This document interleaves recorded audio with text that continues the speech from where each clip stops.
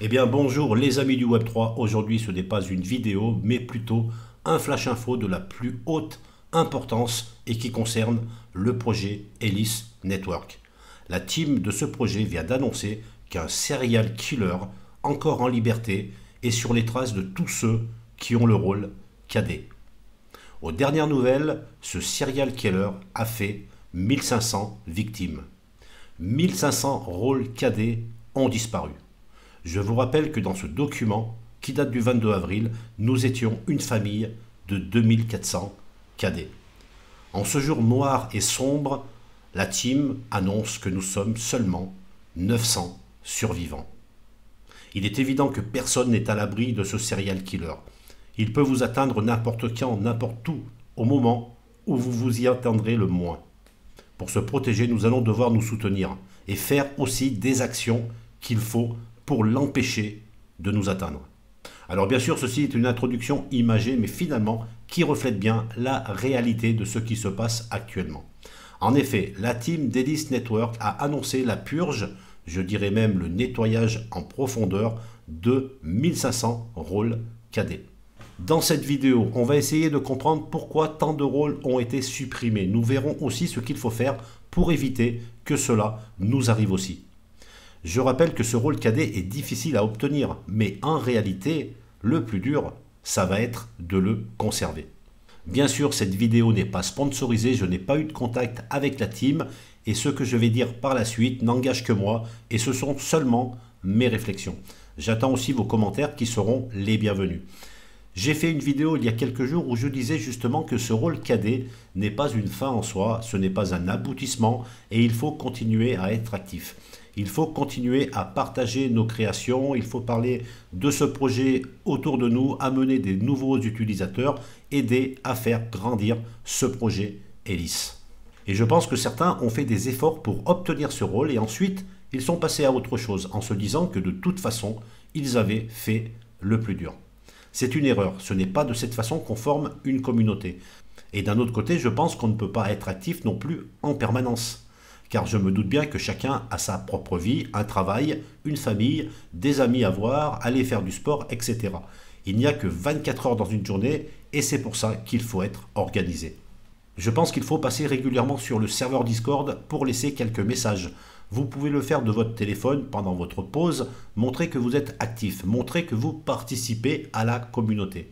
Il y a aussi une chose importante à faire, en particulier pour ceux qui ont le rôle de cadet, c'est les quiz.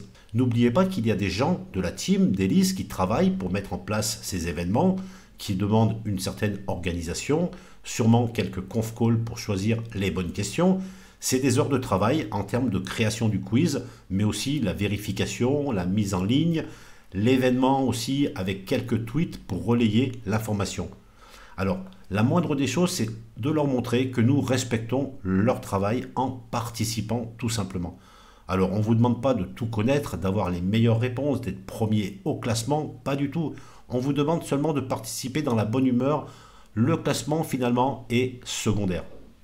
Je pense aussi qu'il est important de continuer à faire des créations dans les différents salons content, que ce soit des tweets, du partage Instagram, YouTube, TikTok, ou même des mèmes, il y en a vraiment pour tout le monde.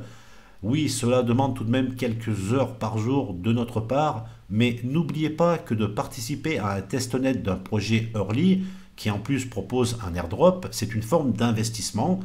On donne de notre temps pour faire grandir le projet contre des récompenses. Et il ne s'agit pas d'avoir seulement un rôle pour pouvoir être certain d'avoir un airdrop. Bien entendu, je ne l'ai pas encore évoqué, mais ça me paraît tellement normal qu'il faut aussi faire des actions tous les jours sur le testnet. Alors ceux qui vont me dire qu'ils n'ont pas assez de temps à consacrer au projet ou qui ne sont pas d'accord avec ce que je dis, je réponds simplement que je respecte votre opinion, mais peut-être qu'il y a d'autres formes d'investissement qui peuvent mieux vous correspondre. Si vous n'avez pas un certain plaisir à contribuer, à passer du temps, à faire partie de cette communauté Ellis, cela sera sûrement trop difficile pour vous. Par contre, si vous avez à peu près les mêmes variables que les miennes et que vous ressentez une satisfaction personnelle d'apporter votre pierre à l'édifice, je vous conseille d'essayer de participer à la campagne Brigadier. Devenir brigadier, c'est s'engager dans un programme ambassadeur. Vous serez en quelque sorte une sorte de vitrine du projet à votre niveau. Vous pouvez devenir modérateur, organiser des réunions, réunir la communauté pour échanger, aider à faire justement les quiz, proposer des jeux. Vous pouvez aussi aider au marketing si vous avez des compétences pour le faire. Il y a aussi le développement côté média. Vous avez peut-être un réseau dans ce domaine qui peut intéresser le projet.